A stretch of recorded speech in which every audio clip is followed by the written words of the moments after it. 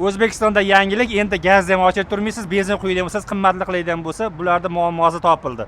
Mana sizlarga elektromobilda zo'rini qo'yib qo'ydim, qaranglar. Zo'ridan bo'ladi, Spark'da ukasi, Matiz'da akasi bo'ladi. Mana endi elektromobildan bitta olasiz, hammasidan qutulasiz. Qaranglar, zo'ridan bo'ladi. Ya'ni bitta zaryad bilan 125 kilometr yuradi. Ballonlarni ham yangi ko'ryapsizlarmi? Balloni ham o'sha zo'ridan qo'yilgan ekan, ya'ni saka diskalida. Mana bu joydan zaryad qiladi. Mana oddiy 220 voltda zaryad oladi. Mana chiroqlarni qaranglar, o'zgacha chiroyli qilingan. Eshiklari ham juda ham zo'r ishlangan, qaranglar. Eshiklari ham baquvvatidan bo'ladi, oynaklari ham separatorli bo'ladi, ya'ni ko'taraverasiz. Orqasiga ham bemalol 3 ta odam sig'adigandan bo'ladi. Bakoylari ham zo'r, eshiklarni ko'ryapsizlar, baquvvat ishlangan.